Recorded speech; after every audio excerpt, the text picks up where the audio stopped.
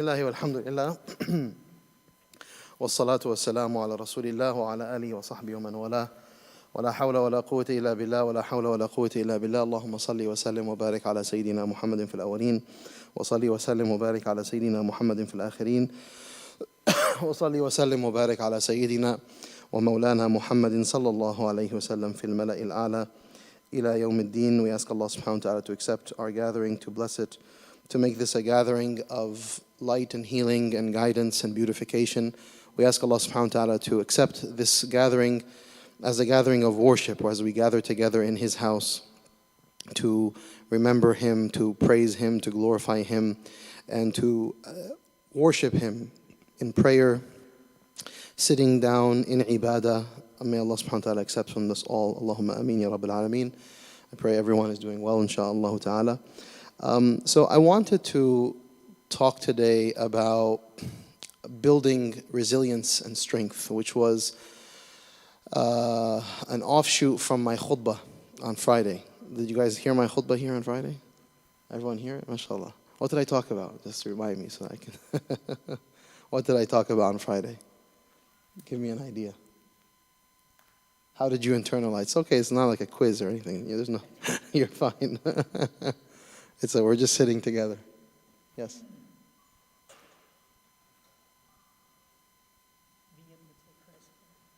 You can't talk? Huh? Who? Oh, okay, yes. Being able to take criticism Mm-hmm. in a constructive way, not being so Being able to take criticism in a constructive way, not being so delicate. Okay, that was a dynamic of it. Yeah. So I spoke. Huh? Stop complaining. Stop complaining. Okay, that's a big one. A lot of people took that away. Yes, to not become too used to comfort, to be strong, rigid, resilient. Yes. So this concept, this spirit, is really a fundamental aspect of our tradition. The Prophet ﷺ, he says, "Al-mu'min al-qawiyyu khayrun wa ahabbu ila Allahi min al-mu'min al-da'if." In a narrated tradition, the Prophet ﷺ says that the strong believer is khayr, is better than, wa ahab, and more beloved to Allah than the weak believer. Wa fi kullin khayr. He says that everyone has his good or her good, because whether you're a strong believer or a weak believer, you're still a believer. So there's a goodness in that. The Prophet ﷺ is not dismissing the goodness of the fact that this person is still a identifiable believer. However, Allah subhanahu wa ta'ala, the Prophet ﷺ is teaching us that certainly there is a uniqueness and a merit to strength. In the case of khayr, better than, and ahab, and more beloved. So the khayriyya wa ahab. The khayriyya, the fact that it is better to be a strong believer, this strength permeates multiple levels of the individual. So it's your spiritual strength, your emotional strength, your intellectual strength, and your physical strength, right? All those levels of strengths are identified by the Prophet ﷺ as being better than weakness. Okay? So there then becomes a meritorious enterprise in cultivating and building strength. And here the Prophet ﷺ is also telling us that it is more beloved to Allah to be strong. And so therefore, we have to figure out a pathway to build strength. You understand that, right? And this flies in the face of conventional wisdom that almost celebrates fragility and weakness and softness. I spoke briefly in the khutbah about college campuses. You know, those of you who frequent college campuses know what I'm talking about. This whole idea of bubble wrapping these kids, helicopter parenting, these concepts. We turn them into these super fragile entities that can barely handle anything. The smallest thing will make them disintegrate and fall apart. You've morally injured me, you've this, there was that, whatever. And all that happened was a basic critique, right? Sometimes I ask myself, if these kids today had to deal with what I had to deal with growing up, I don't know what would happen to them, let alone what, for example, our uncles and our elder generation, what they had to deal with. When my father tells me about what he dealt with in the 40s and 50s, as a young man, literally I imagine that young people today would like completely disintegrate. So there is certainly merit to developing and cultivating a discourse around what it means to be strong and resilient and capable. Allah subhanahu wa ta'ala commands in the Quran, because as the Prophet says, it's more beloved to Allah. So Allah loves to see this. So when Allah attaches His love to something, then that becomes an object of our concern. Wait, Allah wants me to be strong. Allah loves me to be strong. So I have to figure out a pathway to strength, right? Strength training. Allah subhanahu wa ta'ala also says in the Quran, وَأَعِدُّ لَهُمْ مَا اسْتَطَعْتُم مِّن قُوَّةٍ وَمِن رِبَاطِ الْخَيْلِ, right? Prepare for them, the proverbial them, prepare for them مَا اسْتَطَعْتُم مِّن قُوَّةٍ, what you can from strength.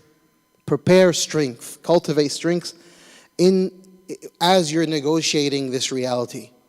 Muslimin should not be walking around compromised, weak, incapable, right? Always kind of looking for someone else to give them leverage, to put them on the table, put them on their lap. Okay, hey, come, little Muslim, I'll put you on my lap so you can see, what's happening. No, we have to prepare our own strength, and that as a communal project is a big project, because one of the unfortunate, I would say, identities that the Muslim communities have internalized is the victimhood narrative, which is a very worrisome and nefarious narrative to maintain. That we have what was called in the public sphere today the victimhood Olympics, like who can compete to be the greater victim, in the public sphere. So it's like, how can you present yourself in a way where you say, no, but I'm a victim. I'm a victim of this factor and that factor and this factor and that factor. Okay, so if we're going to all compete to be the biggest victim in the room, who's accomplishing anything? Because if you're a victim, what are you looking for? You're looking for someone to validate you, to prop you up, to accept you, to celebrate you, to give you, right? So that's not a disposition that Islam encourages. It doesn't negate the fact that someone may be a legitimate and real victim. Someone is a victim of a particular crime. They were really victimized. There is a process of adjudication to resolve that. So you were the object of in this victim crime, so you're a victim, and so therefore here's your retribution, here is this. That's absolutely fine. The danger is when you take on an identity of victimhood. And this, I'll be honest, when I sit down with people and they're talking to me about their problems, their marital problems, their life issues, everyone has internalized a very strong narrative about how they are, their lives are one that they are distinctly, the receivers of a lot of wrong and oppression. And so they this idea of constantly licking my wounds and feeling sorry for myself and feeling bad for myself and, how bad I have it and, what these people have done to me, what my daddy has done to me, what my mommy has done to me. I talk to people who are in their 50s who still have mommy and daddy issues. Right? You can't be in your 50s and still say mommy hurt me and daddy hurt me. You can't, you have to evolve at a certain point.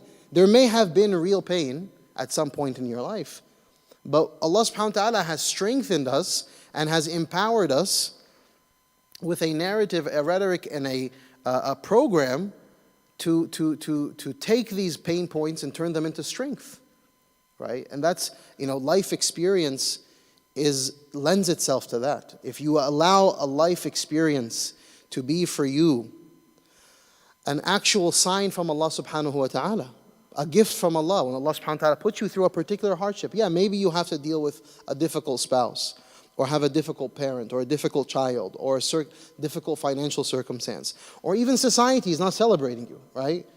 Society is not necessarily celebrating Islam and Muslimin, right? Yeah, maybe that's the case, but why would I internalize a narrative of being a victim? Because I'm not a victim, right? I'm not a victim of anything in the sense of I don't have barriers to being a Muslim. No one can stop me from wearing my hijab or praying my prayers. Even after 9/11, I was praying my prayers in the airport. Like literally right after 9/11, Allahu Akbar. I used to tell the TSA agents, I'm about to pray, watch my back. And I say, Allahu Akbar, so no one, messes with me. I never, you don't have to worry about being a Muslim. Yeah, maybe people are not going to sit there and celebrate you. They're not going to say, oh, we're so happy that you're a Muslim and we're so happy about your Islam.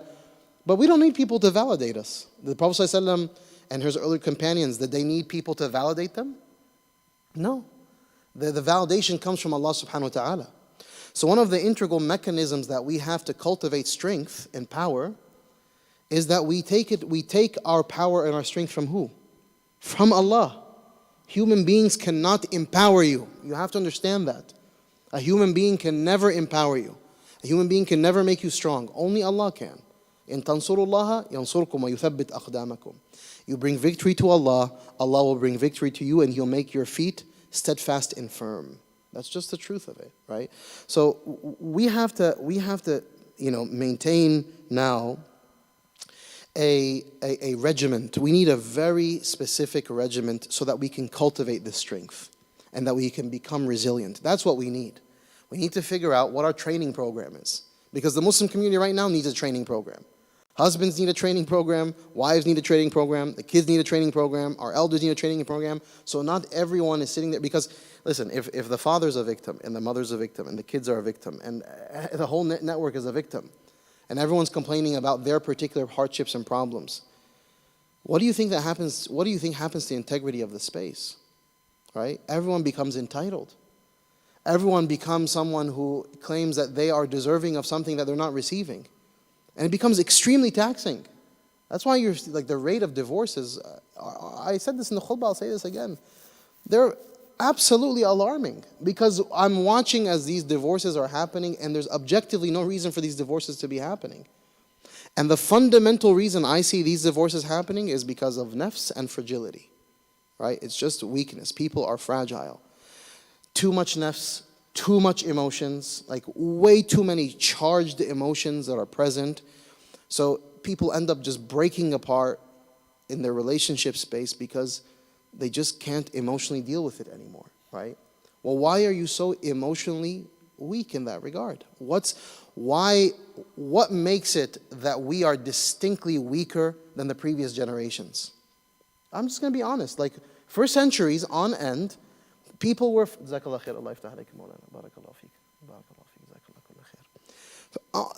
centuries on end, people had to deal with blood, sweat, and tears, and they would keep on billowing on.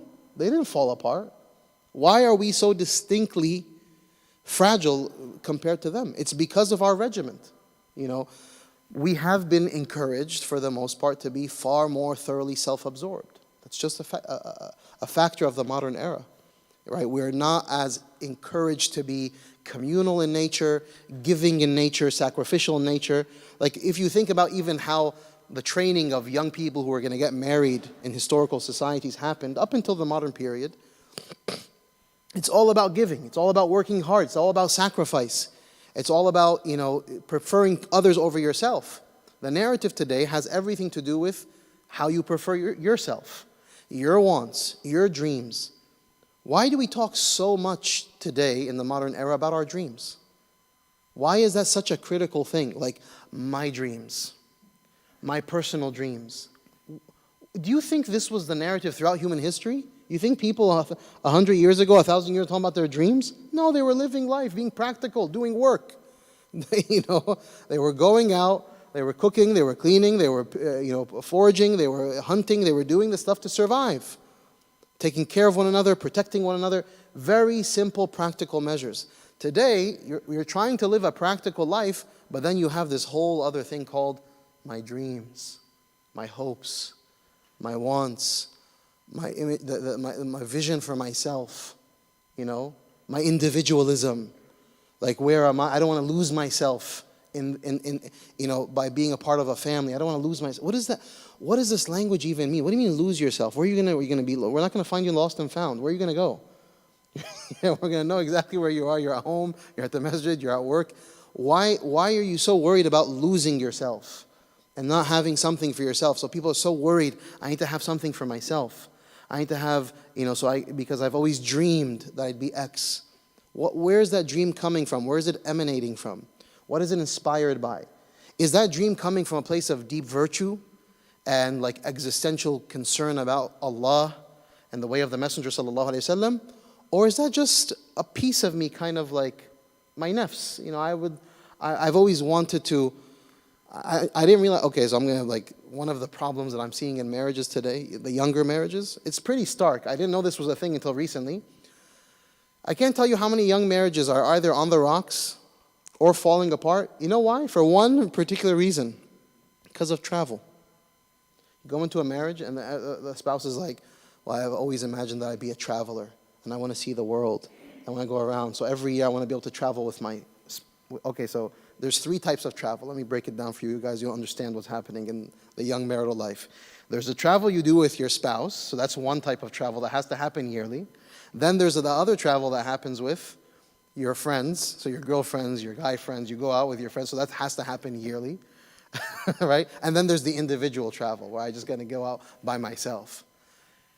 I am telling you, there are marriages right now that I am privy to that have fallen apart because of this topic. It's like, what are you doing? Who cares?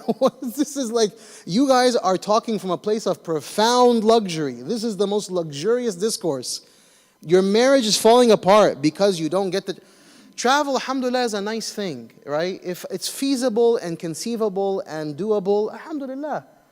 But your marriage should not fall apart because you're not able to travel. What are you doing?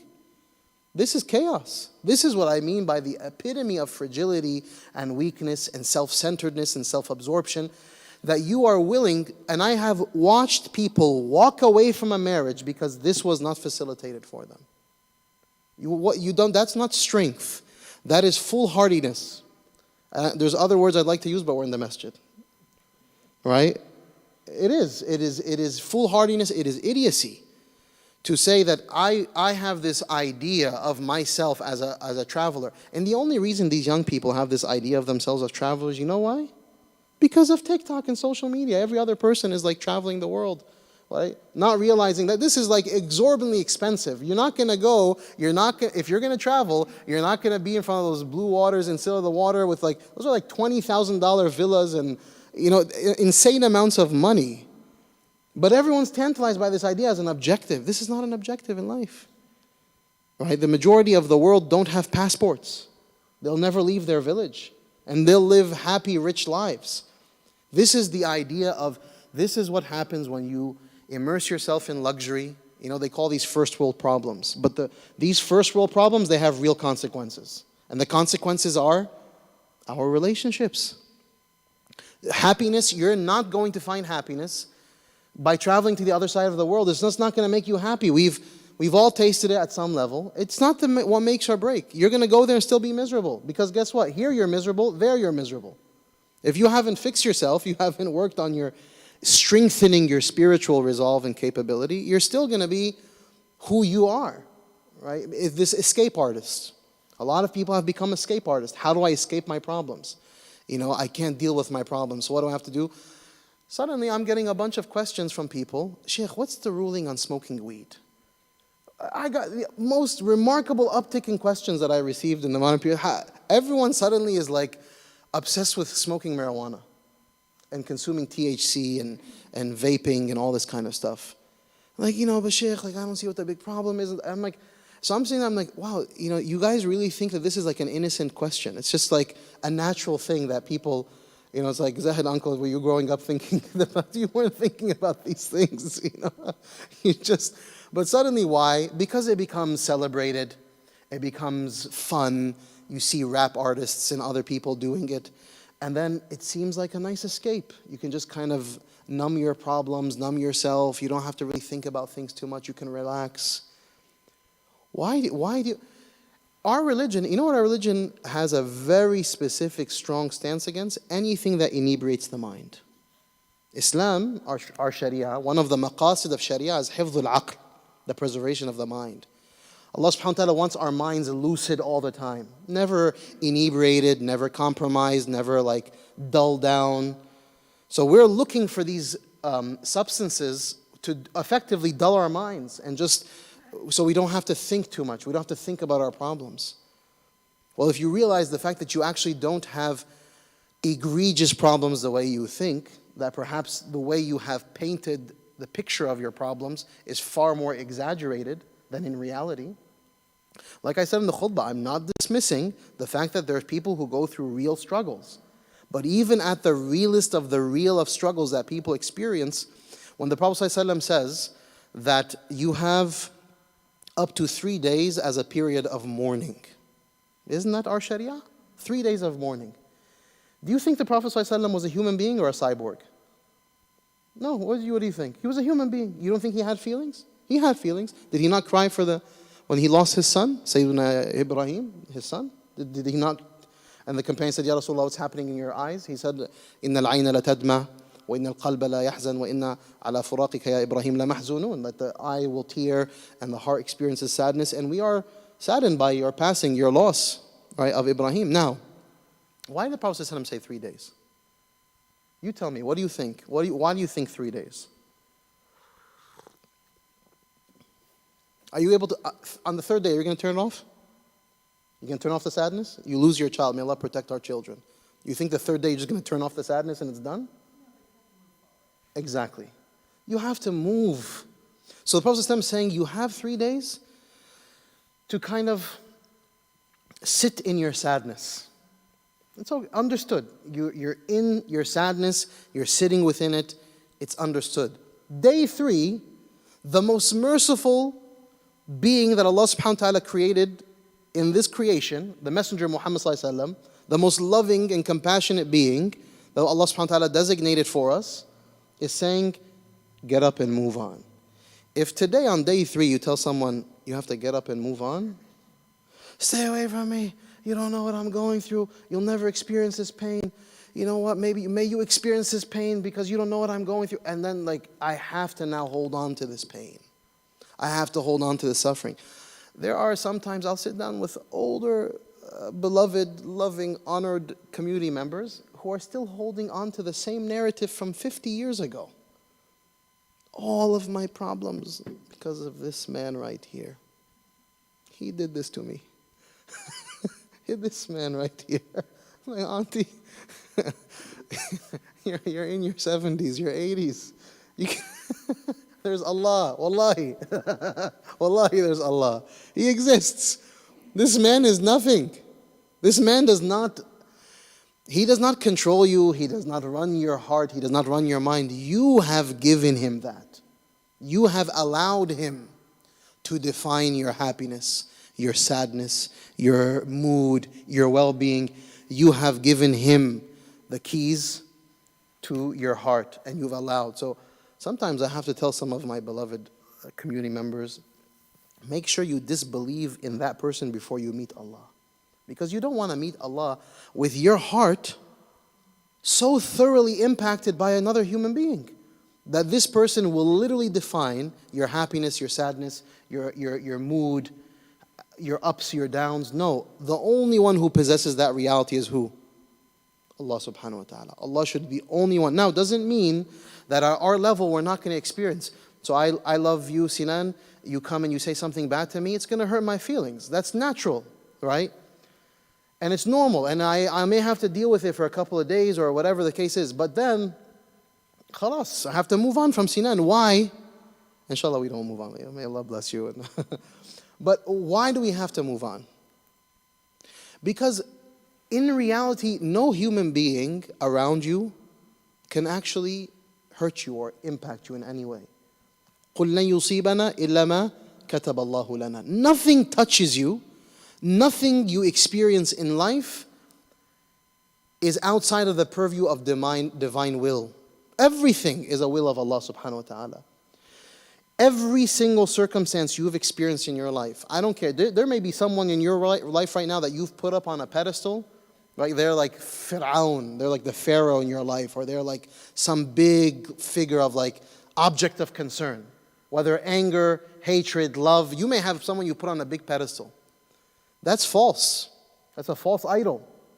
Right? So one of the ways in which we strengthen our resolve, our resilience, ourselves, emotionally, spiritually, is that we have to break these idols. Metaphorically speaking, I'm saying don't hurt anyone.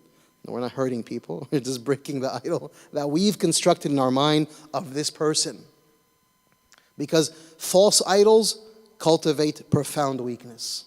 They just make you very weak. Because Allah subhanahu wa ta'ala says, do you believe that dignity lies with them? أَيَبْتَغُونَ عِنْدَهُمُ الْعِزَّةِ Do you seek your dignity and your honor from them? فَإِنَّ الْعِزَّةَ لِلَّهِ جَمِيعًا All dignity, all honor belongs to Allah subhanahu wa ta'ala. So from the ways in which we cultivate resilience and strength is also to seek knowledge. Knowledge is power, and that's a true statement. You strengthen yourself when you develop an intimate familiarity with sacred knowledge. You strengthen yourself spiritually, emotionally, psychologically, philosophically, when you become empowered by divine knowledge. That's why from the one central dua in the Quran that Allah commands the Prophet ﷺ to make is وَقُلْ رَبِّي زِدْنِي عِلْمًا My Rabb, increase me in knowledge. So طَلَبُ الْعِلْمِ فَرِيضَةٌ عَلَى كُلِّ Muslim. Seeking knowledge is an obligation upon every believer. You have to seek knowledge. You have to seek knowledge as a function of the will and the command of Allah, but also from the rahmah and the mercy of Allah is that He commands us to that which is of benefit to us. So we don't like to learn, we don't like to study, we don't like to kind of come to a halaqa or get out of our way or burden ourselves. We prefer just to relax. Like I had a long day of work, I'd rather go home and just plop down on my couch and watch Netflix, relax, whatever it is that people do. But when you come to a space of learning and you expand your horizons, you develop a familiarity with the reality of Allah, you understand a reality of the Messenger Muhammad sallallahu alaihi wasallam, you immerse yourself in the prophetic guidance and the Quranic guidance, then you become thoroughly empowered. So you are now empowered with far greater and better ideas that you can move around with in society. You don't have to be fragile because you have a whole other paradigm that you negotiate. For most people out there, may Allah guide us and guide all of us. For most people, they're operating on a very small, weak software, an operating system. It's very transactional. It's very superficial. It's about money, social public validation, some semblance of political power, and notoriety. It's a very simple, weak, compromised operating system that the majority of people operate on. And it really harms them. It really destroys people's well-being. That's why people are thriving in every possible way, but they are extremely weak. The smallest wind can make them fall apart. People are all of this addiction to mood stabilizers and antidepressants and all of this stuff, all of it, where is it coming from? It's not coming from some natural, visceral, I'm talking about the epidemic. I'm not talking about the handful of people, that small minority of people who have a genuine clinical medical issue. That's different. I put that on the side. I'm talking about the epidemic of anxiety-ridden, depressed people, which is everywhere and anywhere you look, right? Everywhere, everyone within our networks and circles and homes and families and without. There's a lot of sadness, loneliness, depression, weakness in that spiritual sense. And this has everything to do with the fact that we haven't cultivated this type of strength through knowledge. And so Allah subhanahu wa ta'ala commands us to seek knowledge and gain in knowledge. And that's why Allah subhanahu wa ta'ala says, وَاتَّقُوا اللَّهَ وَيُعَلِّمُكُمُ اللَّهُ اتَّقُوا اللَّهَ وَيُعَلِّمُكُمُ اللَّهُ Be conscious and mindful of Allah, and Allah will teach you. So there's knowledge that Allah subhanahu wa ta'ala can bestow upon you, that can gift you through taqwa, through God consciousness. So this is a critical mechanism towards building resilience and strength. One of the other mechanisms that we all have to do to build resilience and strength is nasiha. Ad-dinu nasiha. Prophet ﷺ says religion is advice. Our religion is advice. قُلْنَا لِمَنْ To whom ya Rasulullah? Everyone, right? From top to the bottom, everyone needs advice. So the Prophet ﷺ, when he says ad-dinu nasiha, he says, if our religion is anything, it is nasiha, it is advice. Okay? So what that requires is that each of us are empowering people in our lives who are going to give us sincere advice. Not enablers. Not enablers, because we love the people we can go to and complain, and then say, oh, I'm so sorry, what can I do? You send them flowers, some chocolates, whatever, and you just get, and that's the cycle. That's the cycle we know of. There's nothing wrong with chocolates. There's nothing wrong with saying, you get what I'm saying here. But when all you're offering this person is enabling them to continue down their pathway of, and then you're terrified. Now, of course, you're rolling your eyes at a certain point, right? Because this is the 17th millionth time you receive this phone call. And you're rolling your eyes, but you're terrified to give nasiha. Why? Why don't you give nasiha? Why don't you push their narrative a little bit? Why don't you push back? Because you're fearful of the repercussions. They're going to lose it on you. They're going to be angry at you. If you push back one time, they'll be like,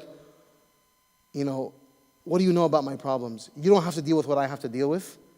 You don't know how bad I have it, right? Yeah, it's easy for you to say because look how amazing your life is, right? That's the narrative. Like, we don't like nasiha. If we took anything away from the story of Sayyidina Khabbab in the khutbah, it was that the Prophet ﷺ had no problem giving the most direct nasiha. Here is what you need to hear right now, Khabbab. Even in the heart of your problem and your struggles, you need to know the following about your life, about what was. You need to get perspective. So here's nasiha. Now, what that's going to require, especially in our super fragile, bubble-wrapped kind of age that we're living in, we're going to have to empower people. Come to, Hassan, I say, Hassan, listen, I'm telling you seriously. You see me doing wrong, you check me. I need you to give me honest feedback. You need to really give me good, honest, sincere feedback. Don't worry about my feelings. Yeah, don't come and hit me with a sledgehammer. Call to the way of Allah with wisdom and use good words, but be honest and sincere. Say the difficult things. You're going to have to ensure that you empower those people in your life because it's not obvious to people today. Most people today will just kind of walk by, give a cordial smile, and go talk behind your back. Oh my God, if this person calls me one more time about their problems, I'm going to shoot myself.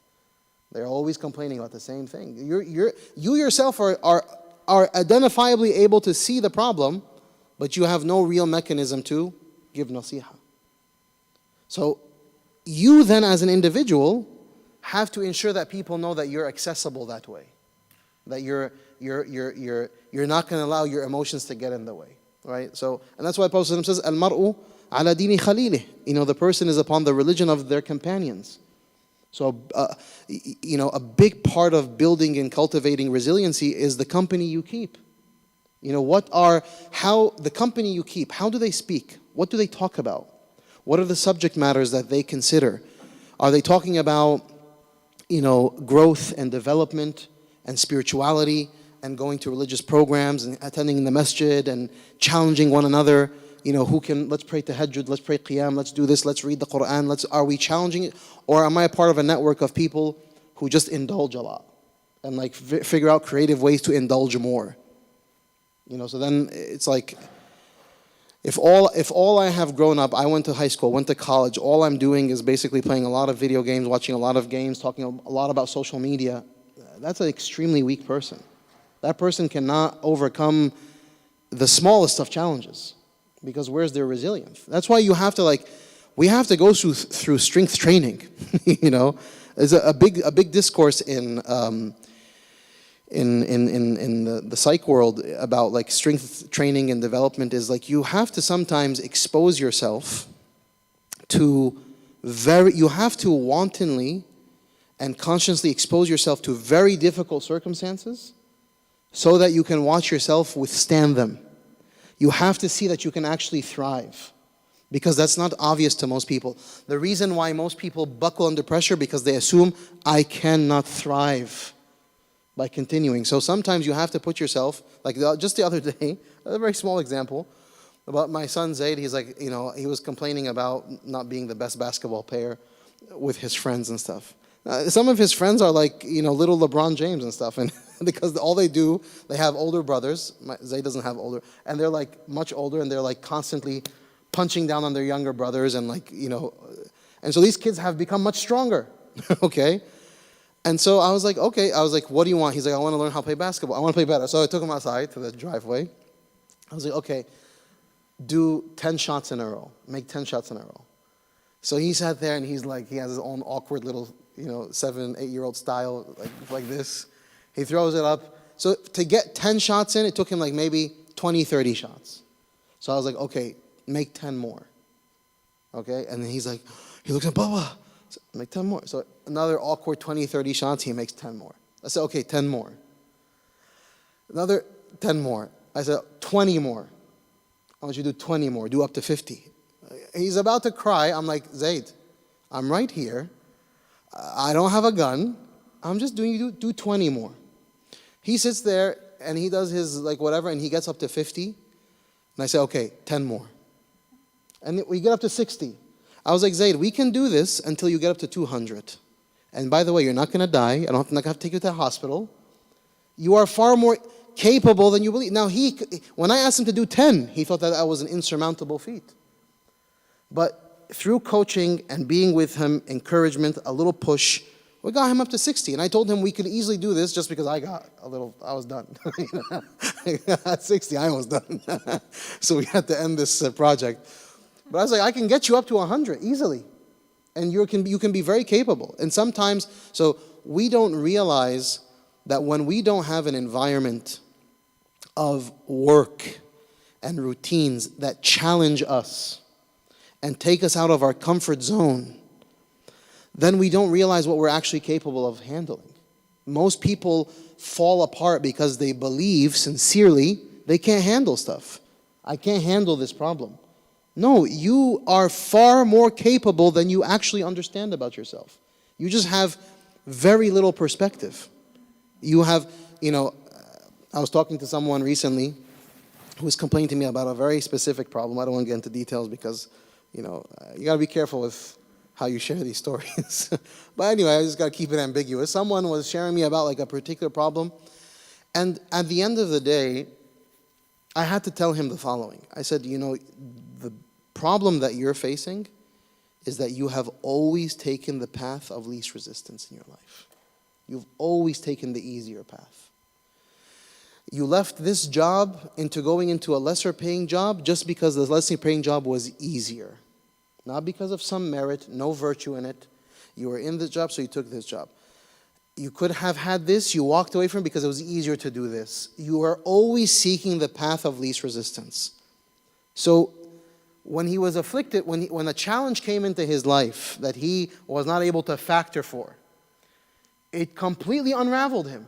He couldn't handle it. And this problem, by the way, is nothing. It's objectively nothing. I'm just not going to give the details so that I can keep it ambiguous. It's objectively something that people deal with times 100.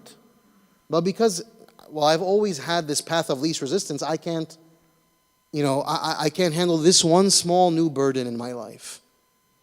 And so we have to kind of come to terms with this idea that if we don't develop a routine and a regiment of challenging and pushing ourselves, get out of your comfort zone. You can wake up before Fajr, by the way. 100% it is capable. I watch people in short shorts out there, 5 a.m. in freezing cold weather, running. It's just because it's so cold. What do you do? Put some pants on. Aren't you cold? Right? So it's like, you people do this. People are capable of doing this. Why do you watch as in your suburbs as you're driving around? Why are people able to run around in the morning? Are they Superman? Are they super people? No. The fact of the matter is, I like comfort. I don't like to disturb my routine, right? And so there is no just as we know in the muscular sense, you cannot build a muscle if you're not putting in the work. It's just not going to be built. That applies to your spirituality. You're not going to build your spiritual muscle if you're not putting in the work to read the Quran, to make dhikr. You're not going to build your spiritual capacity. Allah subhanahu wa ta'ala is not going to just make you spiritually strong because you like to be spiritually strong. Yeah, I want to lift 1,000 pounds. Okay, go spend a year in the gym, tearing up your muscles every day, building them out, and then perhaps you'll be in a position to do so. But you can't just wish these things. So a lot of people, they hope that they can handle things, or they just pray. They kind of like the proverbial prayer, Ya Allah, help me. Well, how are you helping yourself? Because Allah subhanahu wa ta'ala helps those who help themselves. Man atani mashiyan ataytuhu harwala. Allah in the hadith Qudsi, Allah says, the one who comes to me walking, I go to them running. That's how it works in the realm of the divine. You have to go to Allah, you have to show Him, put in work. Right? So a big part of this strength training in the spiritual sense and in the physical sense and the entirety of it is by having more regimented, a greater rigid regiment, more work. Challenge yourselves. We're going to wake up Saturday morning, go pray Fajr in the masjid as a family, and we're going to do this, and we're going to go afterwards for a hike, right? We're going to enjoy, challenge yourself. And you'll watch, you'll come out of that feeling refreshed, capable, strong, feeling beautiful, because you put yourself through a challenge. And Allah subhanahu wa ta'ala shows you the result of that challenge. The fruits of your labor, especially in the divine sense, are always abundant. Allah subhanahu wa ta'ala gifts, so many gifts when you put in a little bit of effort. So we have to get out of this mindset of fast food, right?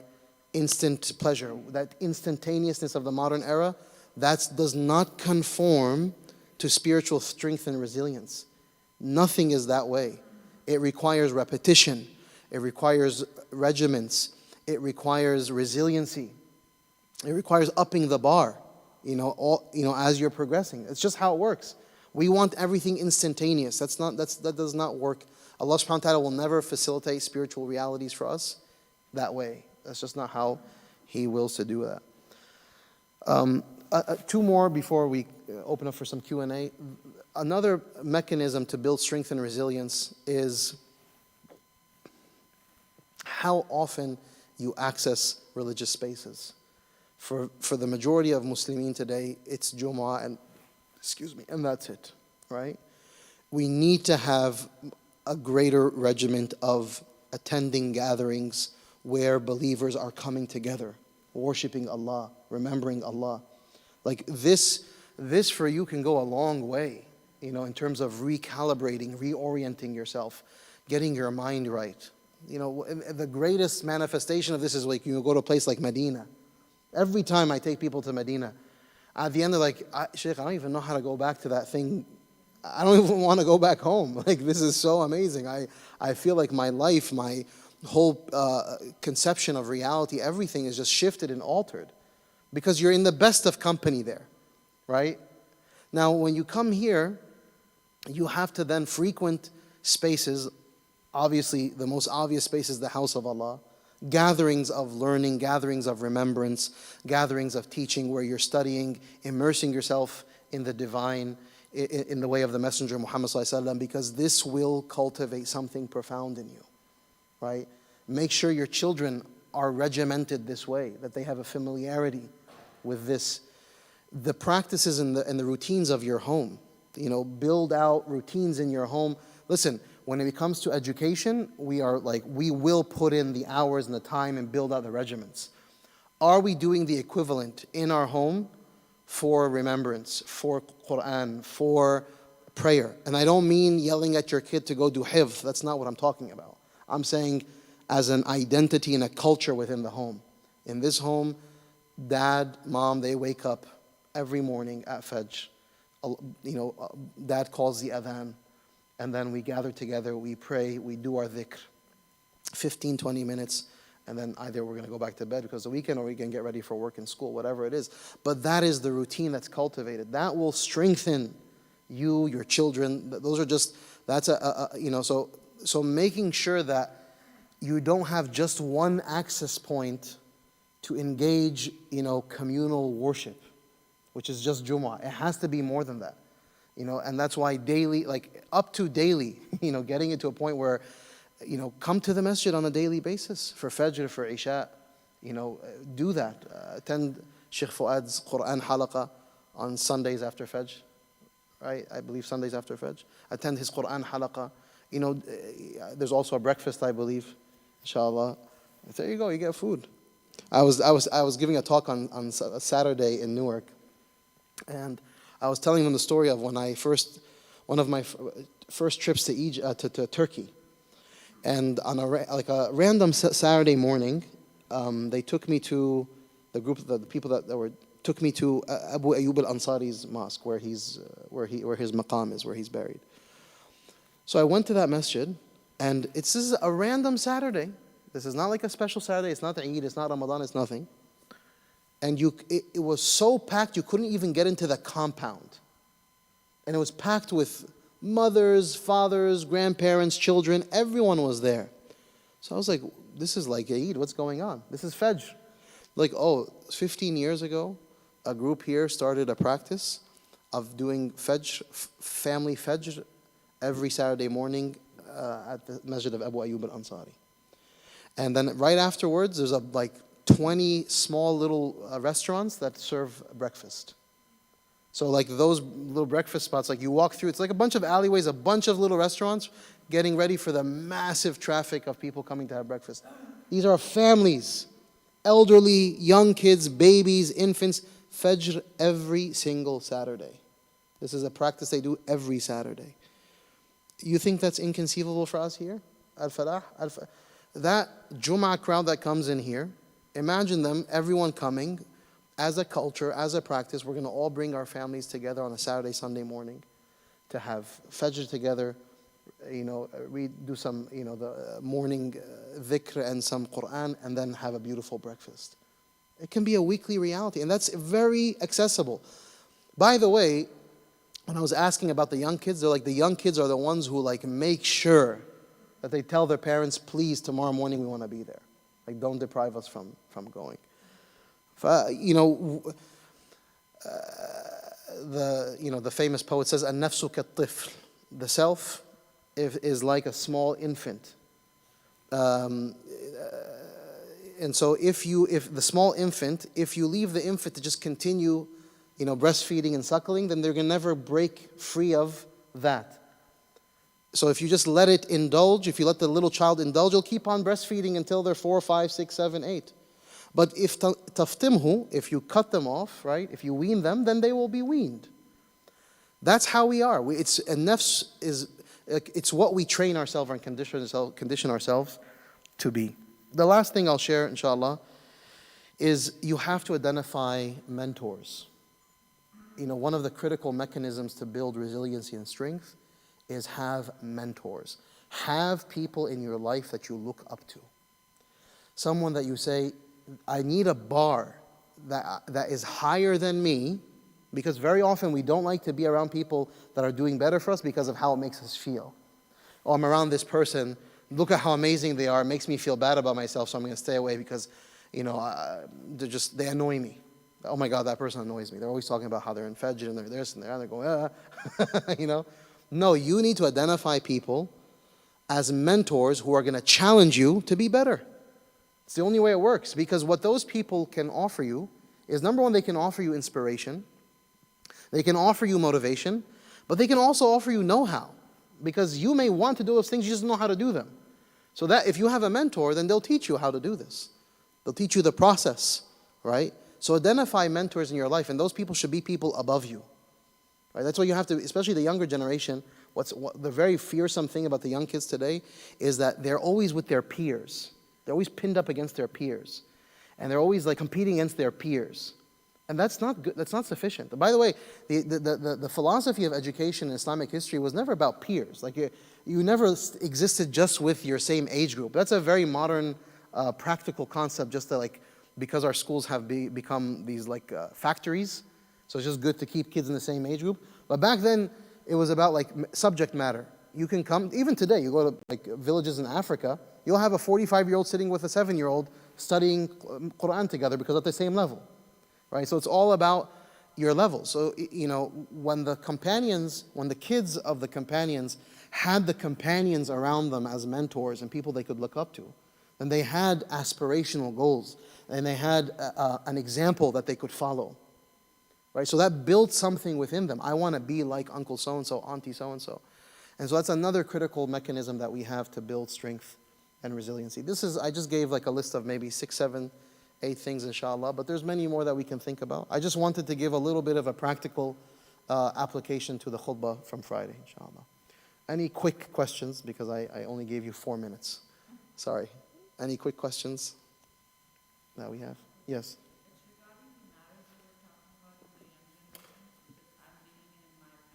Okay. Like, what advice should we give to the new generation who are taking so much time to find a perfect person for themselves? Yeah. And always is, I have to go and Yeah. chat with them and talk with them, and then they are confused. Yeah. What kind of advice we can, as an adult like us, Yeah. that need to, give it to them? Yeah, I mean, so the first advice is al-kamalu lillah. Perfection belongs to Allah.